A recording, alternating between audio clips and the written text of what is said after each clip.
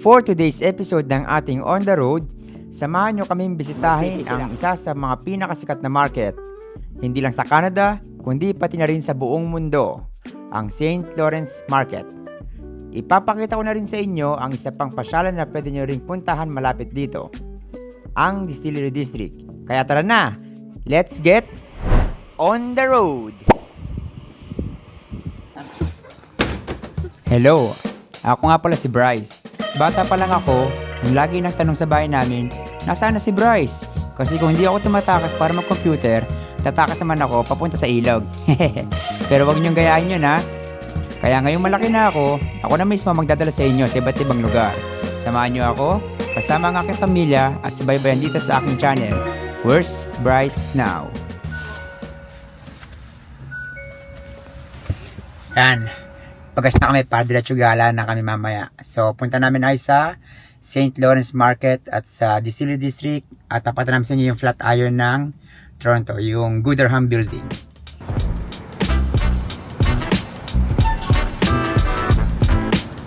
Ito nga pala yung Lakeshore, kung tawagin. Lakeshore Boulevard. Ano to? Go train? Yeah. Kasi yun yung via rail. Yan yung kapag gusto pumunta ng ng New York. Pwede ka sumakay dyan, parang 8 hours yata yung biyahe. So, nandito kami sa the Esplanade Street. At yan, andito yung katawag na farmer's market.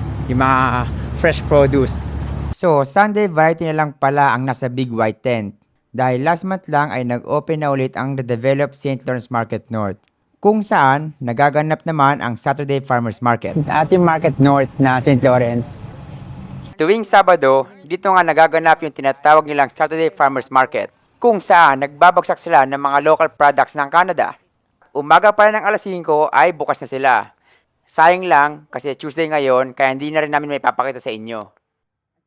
Tara, punta naman tayo dito sa Southside. So ito yung St. Lawrence Market. Balikan na, pasukin na natin. Nasa likod nga pala tayo ng building, so kailangan lang natin tumawid at lakarin ito ang gilid papunta sa main entrance ng market.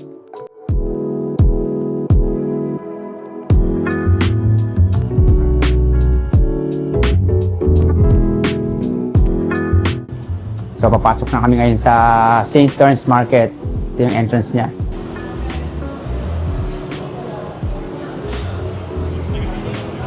Medyo marami dito. Meron nga pala itong basement, marami pang mga bilihan, tsaka marami pang mga gift shop. So, gala-gala tayo. Medyo nakaka-overwhelm nga lang sa dami ng bilihan sa loob. At hindi rin siya by category. Halo-halong restaurants, gift shops, produce, at iba pa ang mga madadaanan mo dito.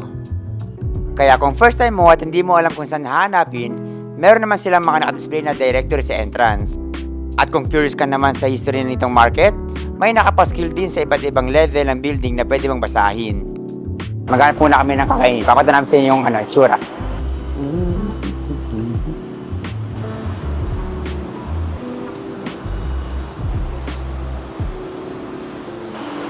Ayun back of ribs, sausages, wings, meatballs.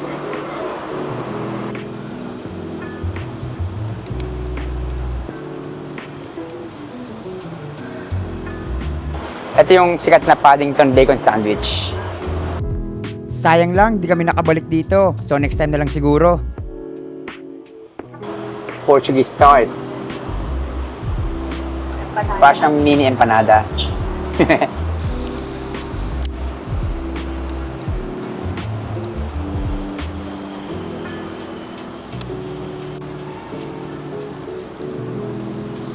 Ayan, Blackbird Baking. So, more on sila. Pastry, yeah. Breads. Another bakery. Carousel Bakery. Meron nga din pala mga bulk products dito. Tulad ng candies, nuts, at marami pang iba. Ayan, cheese.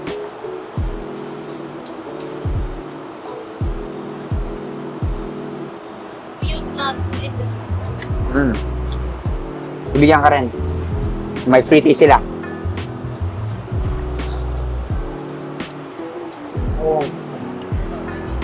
Thank you. Thank you.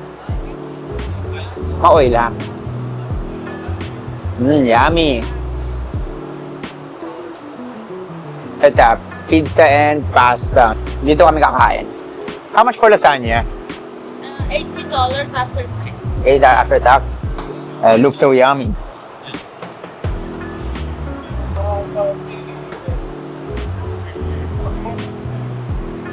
Alright.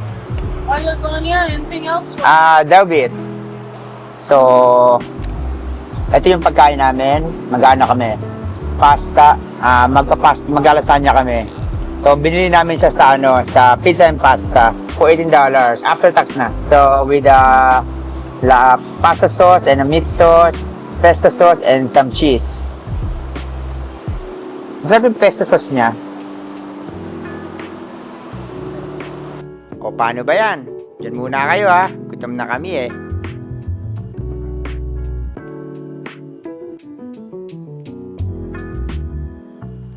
Ang galing eh, meron silang sample. I-explore pa namin ito. Marami pa ito. Isa siyang malaking building eh. Dati sa City Hall at saka kulungan. Lumipat na yung City Hall. Nandun siya sa Nathan Phillips Square. Tsaka merong isang old City Hall pa. Yung kalapit ng Nathan Phillips. Na parang lumang building. Isa naman yung parang, kung napanood nyo yung Resident Evil 2, doon ipapakita din yung City Hall ng Toronto. Yung parang Umbrella Corporation. So ayun, share ko lang. Yung pesto? Siyempre. Uy, sakto. May dessert pala dito.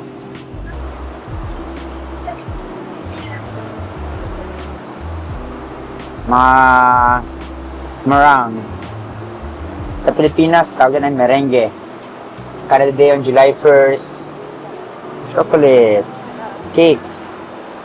Not right now. Still browsing. Thank you. Yung flan. Ano gusto mo? So, may try yung flan or yung king cheese? Flan. Let's try the flan. Flan na lang. Okay. Can we get one slice of flan? That'll be it. Oopsie.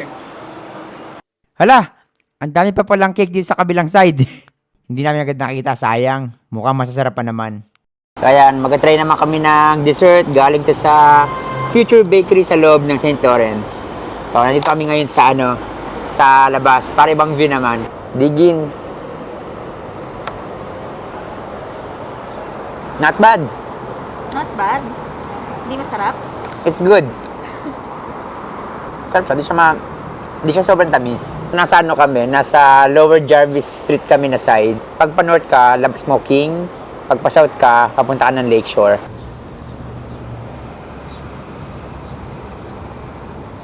So, ayun. Since hindi ako mahilig masyado sa matamis, sigalis na ang ubos nito. Kasi pag kumain ng matamis, nakakaramdam ako na parang parang nasusuka. Hindi kasi ako sanay kumain ng matamis.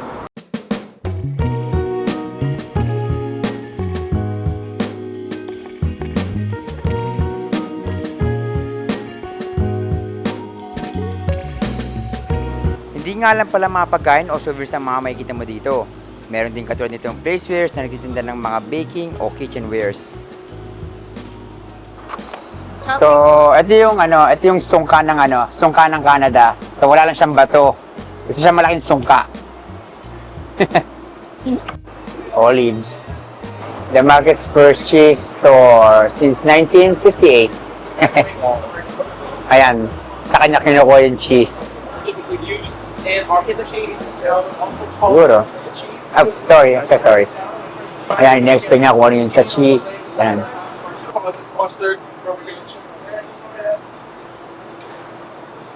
Oh, it's like a tour. Tara, sama tayo sa tour. Kasama lang, may tour. So, ayan, may kinig tayo. May free tour. So, in-explain niya kung saan galing yung mga cheese. Mostly sa Saskatchewan daw. So, ayun. Ito yung mga cheese.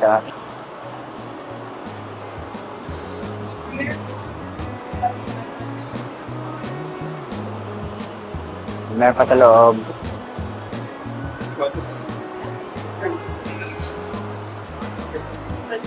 So ito hot sauce store.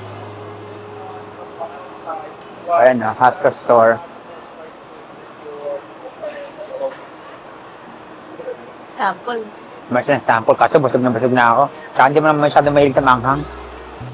Hello. Sheesh! Daming karne. Sarap magluto. 247. Ah, 247. Organic ba? Mango. Bita. Tuwan-tuwa si Gladys pag ginaganto ko yung mangga sa sarili ko eh. Hindi tulad ng Northside, may makikita ka ding imported produce dito sa South Market. Pero halos lahat din naman ay locally produced. Tomato. Bubo, ang lalaki ng cherry. Tinan mo. I don't know. Fiddle Hearts? Ano ko kung ano. Ito yung St. Lawrence Smoke and Gift Shop. Oh. Bababa na kami sa lower level. Tingnan namin kung ano pa meron doon. Hindi pa siya nakakapunta din eh. Hindi pa siya nakakapunta. Actually, si Gladys, wala pa siya masyado napupuntahan sa Toronto. Ito, may ATM din sila kung sakaling ano. Kung wala kayong Kaidan card, pwede kami may ATM doon. Hindi ko alam kung ilan ang ATM dito, pero parang isa pa lang nakikita ko eh. O baka meron pa sa baba. Dito namin sa lower level. Halos puro souvenir shops at kainan nga pala ang nandito sa baba. Jewelries. Maple. Ito yung mga maple syrup. Bubo, black truffle salt. Oh, truffles. Ito ko lang makakabili ng mga totoong truffles eh. Oh. Mahilig kasi kami ni Gladys gumawa ng truffle pasta. Meron silang caviar, oh. Caviar. Oh my goodness, $600 caviar. This food for 60. Ewan ko. Caviar direct. Crepe it up. Tastes like love without the heartache. Eat in, take out, catering. $5 siya. Ano, $5.95, no tax. No tax na siya. Parang natin sa food court lang din. Kitchen Chinese food. Jeeps. Yips. Yips. Yeah, yips. Sushi.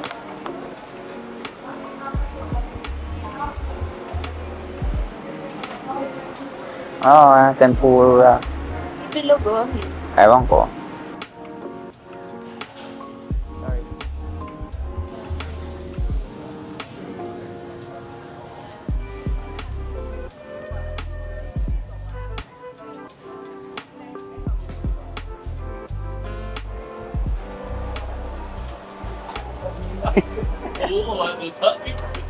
$250. Expensive.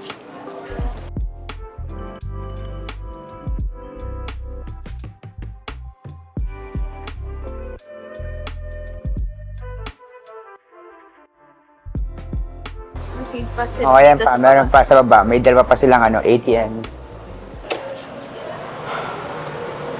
Oh!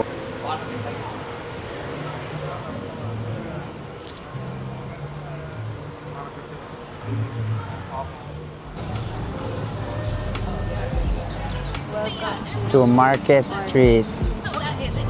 Ayan, may mga restaurant ka pala dito. Kaya paglabas hindi siya basta market lang. May siya mga restaurant, Indian Bistro, may Aneho. Ayan. So, madami pa pala dito. Saan? Dog fountain. Alam ko may coins ako dito.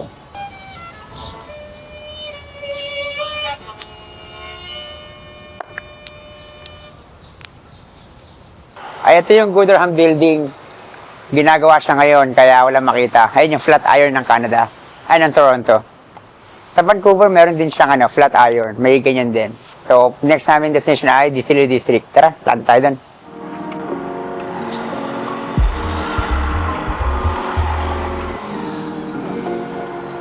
So, ayan. Ayan yung Gooderham Building, yung may green na cover. Sensya na, hindi namin may pakita sa inyo. Kasi ginagawa siya eh. The Flat Iron.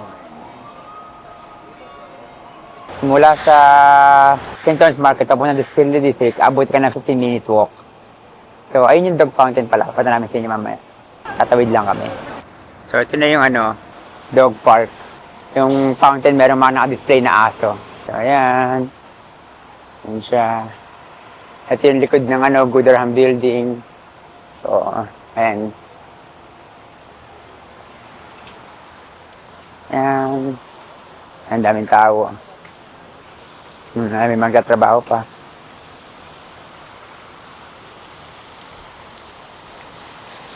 So, ayan. Kalapati ka kamaya magkalapit. So, ayan yung dog park. Dog fountain. Kung gusto niyo pumunta dito, nasa likod lang siya ng Gooderham Building. So, hindi siya mainit pag napunta ka dito ng summer kasi ang daming puno-puno, ang daming ang shade. Yun nga lang, matraffic dito kasi isa lang yung daan kasi yung gilid ng mga street, either may kainan or may mga nakaparadang sasakyan. Plus may construction pa ngayon kaya sobrang traffic dito ngayon. Kaya kinakabahan ako pag uwi namin sa traffic.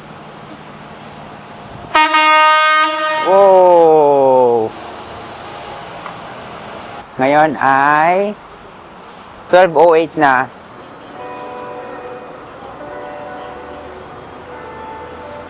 Oh, Toronto.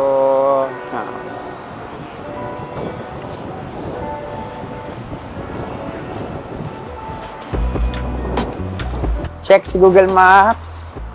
Malayo pa. Nadaan pa kami ng Han Street at saka sa Parliament Street.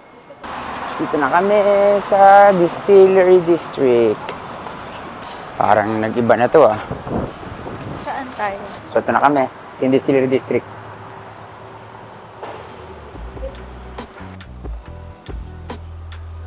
Flat Iron. So ayan. Dito na kami sa Distillery District. Parang nag-iba siya. Hindi siya ganito nung huling punta ko. Cyclist must dismount. So, ayan. Ito ang Distillery District. More on, marami siyang kainan. Tsaka para mga bar. May mga mabilihan din dito pero masyadong mga mahal. Tara, alamin natin kung anong meron dito sa loob ng distillery.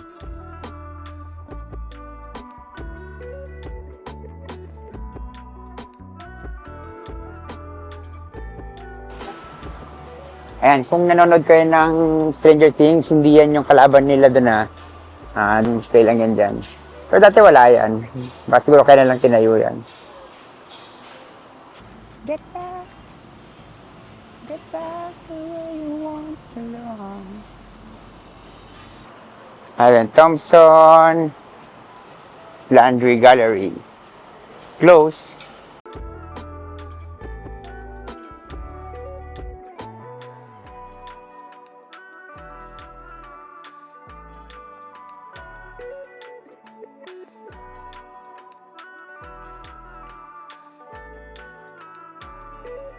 Ang sarap ng hangin dito ah. Nakakantok.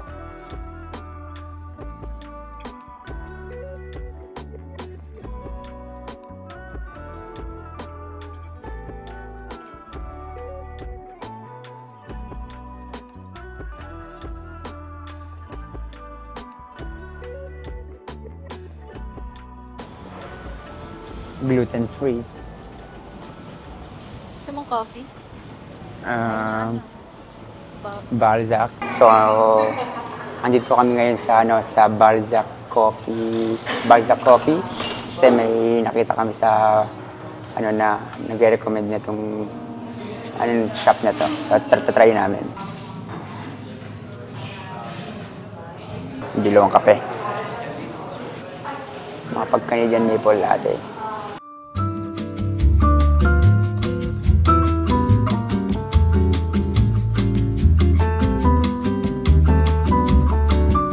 Made with love.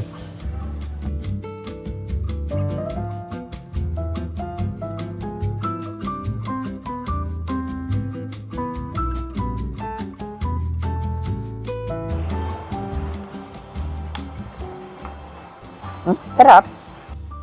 Sarap na itong Balzac's Coffee Roasters. Huh. Huh. Huh.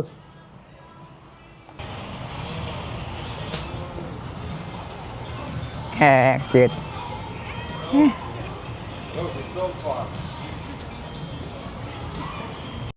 Kung ako ang tatanungin nyo, parang mas okay pumunta ng winter kaysa summer. Or baka kasi hindi ko lang na-witness na may mga event during summer kaya hindi ko siya nagustuhan. Nung nagpunta kasi ako ng winter, may Christmas Village. Alam niyo naman tayong mga Pinoy, sabi kapag araw ng Pasko. Kaya nga naman mas nagustuhan ko siya. Dito kami sa Virgo Designs.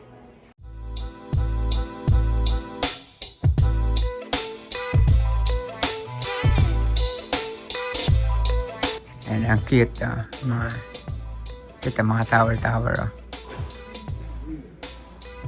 Ayan, daming kainan dito. Actually, lumawak siya. Parang hindi siya ganito kalawak nung huling-huli kong punta dito.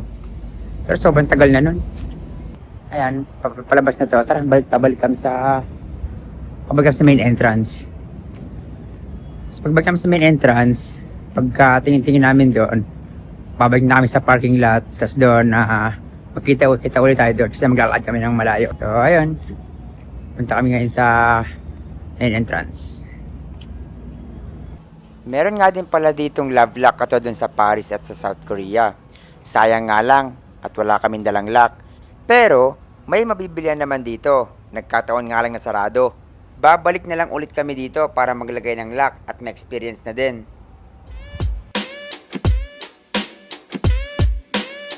O paano? Nandito na kami sa main entrance at pabalik na sa parking. Sana na-enjoy nyo rin itong trip na to. Samahan nyo ulit kami sa susunod nating Ontario Adventure ha. Adios!